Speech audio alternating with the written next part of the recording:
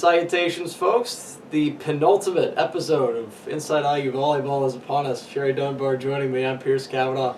Coach, a little different over Thanksgiving break. I'm one of several students here. Your girls are the rest of them pretty much. Yeah. It's a ghost town around here. Yeah, so actually it's kind of nice. We practiced already this morning and had weight training, and they can spend some time this week getting studying done and some rehab and just spending some time with each other. So I don't actually mind it. You know, I mean, it is, you can find parking different places and you can do things. So there are a lot of benefits. There's some benefits to being home over Thanksgiving. A lot of benefits. I want to ask about this past weekend. Iowa and Nebraska both came in.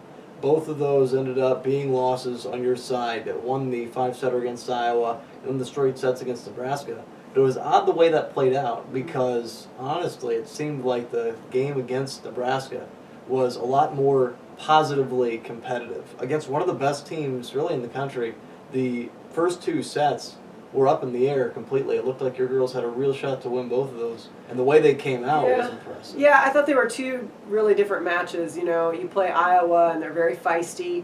I didn't think we came out ready to play, to be honest. I thought we were in the locker room, and I think we prepared for them. We did a lot in practice as far as just their offense and, you know, the preparation to just playing what they were doing.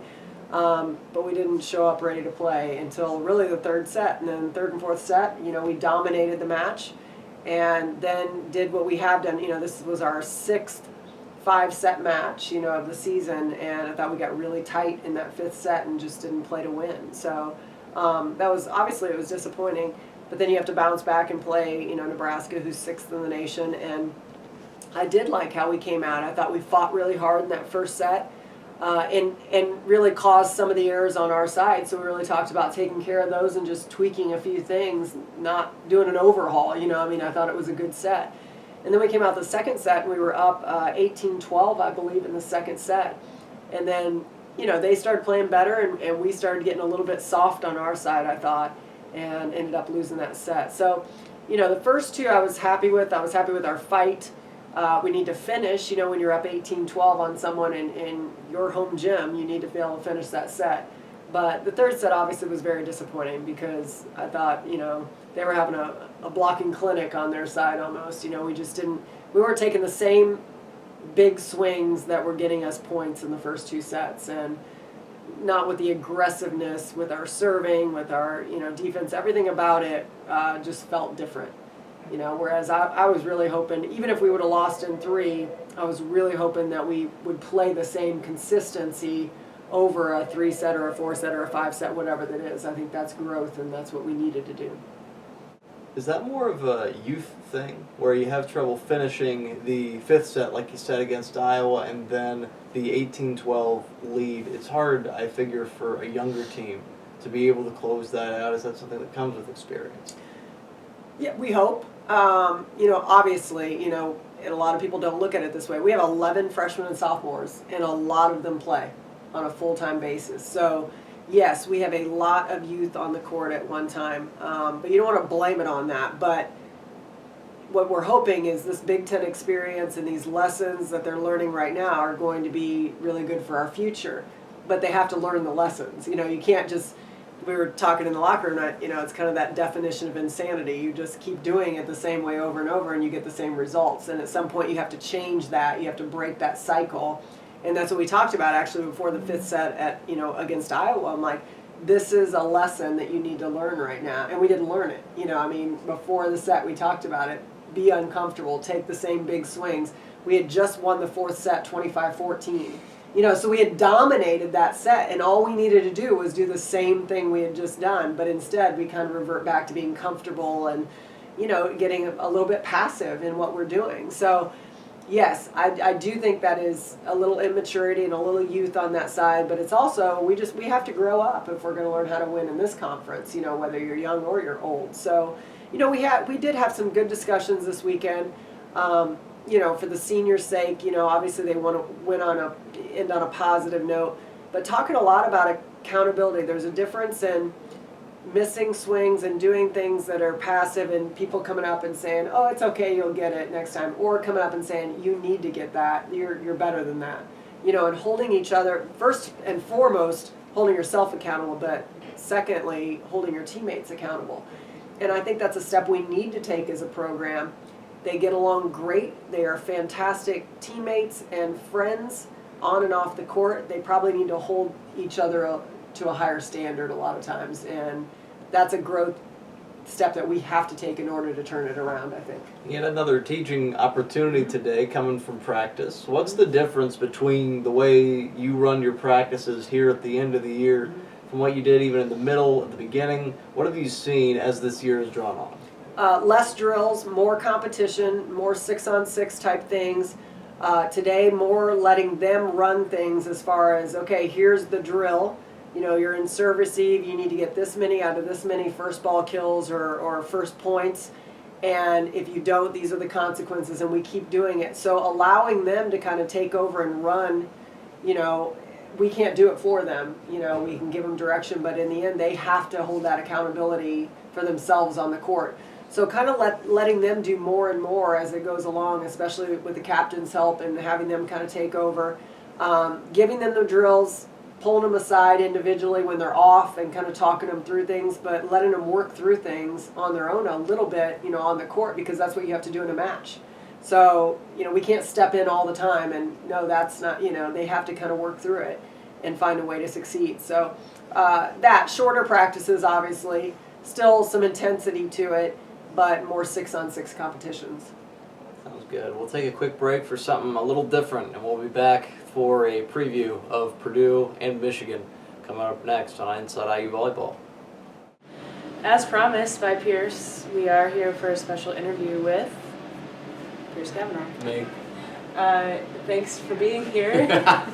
You're welcome, people. You're welcome, Ashley. Oh, thanks. It's I happy to be on the other appreciate it. side. I really appreciate it. So, Pierce, why don't you talk about how you got to this point? What made you decide you wanted to go into broadcasting, and then how did you end up working with IU Volleyball? Well, as soon as I got to IU, and even before, I knew that I wanted to do something in sport communication.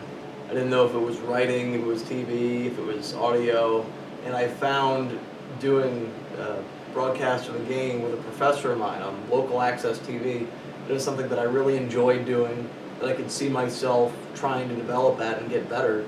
And you know, really out of the blue, Jeremy Gray, one of the directors of broadcast operations here in the athletic department just over yonder, asked me if I'd be interested in traveling with the softball team and broadcasting their games. And I was. I hit him up on it, and I spent the entire season as the broadcast guy for softball. That's where we know each other from, because you also spent a travel lot with of time softball together team. on the road. Yeah, so it's been different, just seeing the development and the growth, I would say, and from starting out not really knowing what goes into it, to understanding all the prep time, the preparation, and then getting to understand a little more about the players too as you go along. There's a lot of behind the scenes stuff that I never would have expected there to be coming into this, but it's been a blast. And speaking of it being a blast, is there a particular memory that sticks out to you? Oh, that Michigan State match. The Michigan State match was great, you know, for a number of reasons. Number one, their gym was pretty full with people. They have one of the best attended fan sections in the Big Ten, and they're a top 10 team. We go in, we beat them on the road, call the game.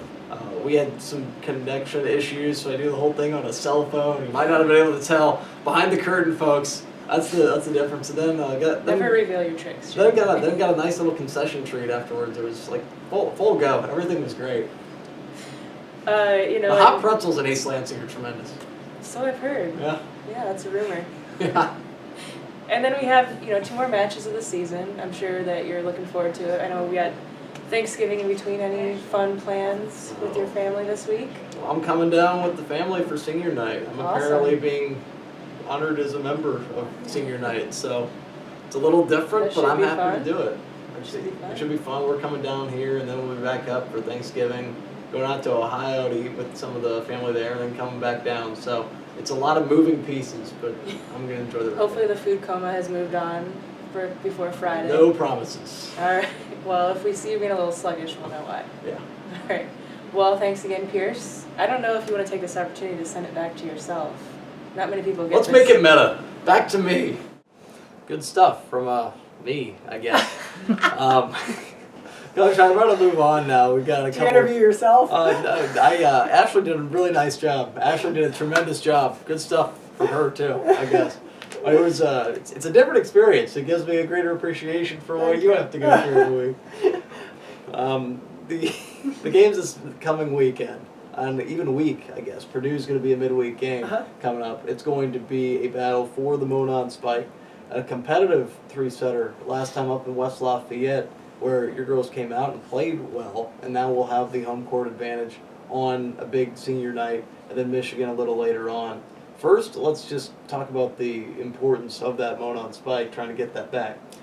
Well, yeah, obviously we'd like to have it back. It's a rivalry match, and it's Purdue, and it's senior night, and it's all those type of things. But it's also a chance for us to keep learning lessons, as we just talked about, and find a way to get better right now.